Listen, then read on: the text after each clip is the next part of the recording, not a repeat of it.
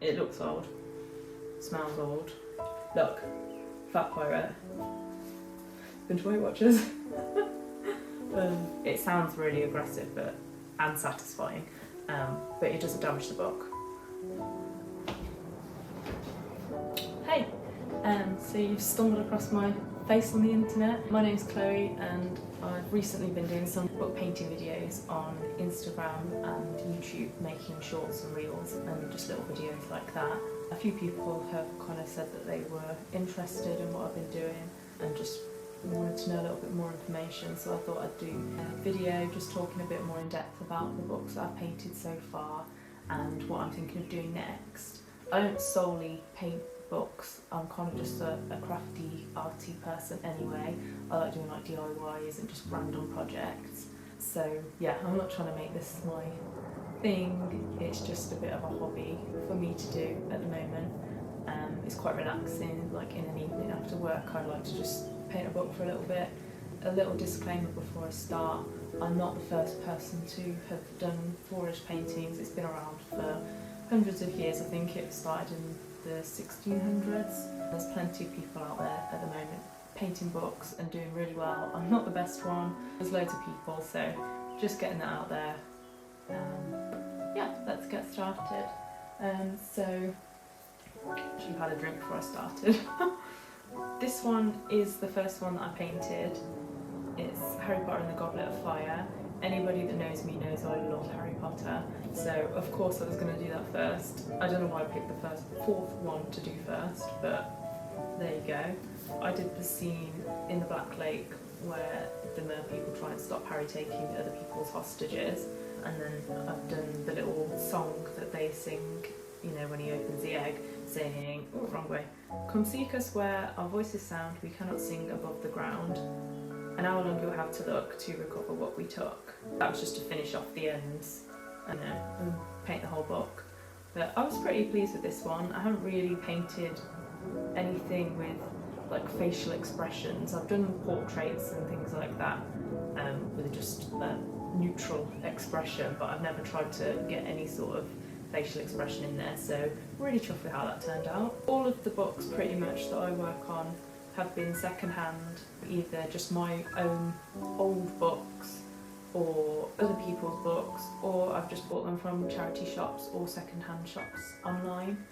I just think sometimes things like this will just sit on a bookshelf for years, and I hate things that are old, that are kind of unloved, so I try and just give them a bit of a new lease of life. Yeah, so I'm going to go in order with the Harry Potter ones now. This one, none of the copies match, by the way, they're all from different sets, different styles, different amounts of use and wear in them. But this is the second Harry Potter book that I painted. It's the Philosopher's Stone, and I did the scene where Harry first goes to Diagon Alley with Hagrid. I think it's just a really magical scene because it's the first place that he goes where it's all magic, and he's just in awe of everything. This isn't like an original painting either, it's just from one of the illustrated books, like the bigger ones by Jim Kay, I think, did the illustration. But the funny thing about this book was that because it's a Hufflepuff edition, the edges were sprayed yellow, so all the colours kind of interacted differently when I placed them down to when they dried, so some of the colours are a little bit different anyway. I did add my own spin, like some of the signs are different, and just like some of the details, like I think the windows, I've kind of added my own little magical colour combination in there, and yeah, I just tried to add my own spin on it. And there are some really cool little details where, if you can see like Gringotts, you can see it's got the signage above the door, and then some of the little red sign says apothecary on it. It's got some really teeny tiny details in there. One thing I forgot to mention was this one, obviously it's very skinny, so I've clamped the book and you have to just gently, gently kind of twist the pages a little bit just to spread them so you can see the full image. So that's that one. This one, again, different book from a different set, from a charity shop I think, and this was about £1. So this one is when Ron and Harry steal borrow the Ford Anglia to fly to Hogwarts because they missed the train. And this is another one where you kind of twist the pages slightly to see the image a bit better. I was really pleased with this one. The little Ron and Harry and like even Hedwig in the car. Let me see if I can show you a bit closer up. And it's got like the Hogwarts Express and the little number on the train. I was also really pleased with how the steam came out, because I was kind of worried that I'd do this painting, be really happy with it, and then try and put the steam on and completely just ruin everything. So I'm pleased that that didn't happen, because I would have been pretty upset. And then at the top it says, "Ron, I should tell you, most muggles aren't accustomed to seeing a flying car," which, my dog's having an itch, sorry. Yeah, that quote is from the film. I don't think it's in the books. I think it's slightly different in the books, but yeah, stuck that on there because it's one of the lines that kind of makes me laugh in the film. And then I've just carried on the gravel from the train tracks at the bottom. Next is the Prisoner of Azkaban. This is my most recent painting that I've done, and it's probably the first one that I've had any issues with, mistakes that I've had to try and fix that haven't worked, which is a shame, but for the most part it's good and I'm pleased with it. So I'll show it you first and then I'll tell you about the issue. So there's Harry, they're in obviously Professor Trelawney's divination class, bored listening to her waffling on about tea leaves, and then at this side we've got the Grim in the tea leaves that she spots in Harry's cup, and then on this side we've got the Time Turner of Hermione's.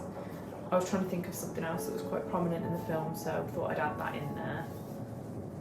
So the issue that I came across was basically her hand here. I painted it in, didn't like it, tried to get rid of it, thought it had worked, and then when I'd finished the book and you kind of separate the pages by just cracking it, it sounds really aggressive and satisfying, but it doesn't damage the book. It reappeared and I was like, excellent. So I tried to repaint it back in, but the damage was done, and now it just slightly ruins the book, but for the most part it looks fine. So yeah, that's that one.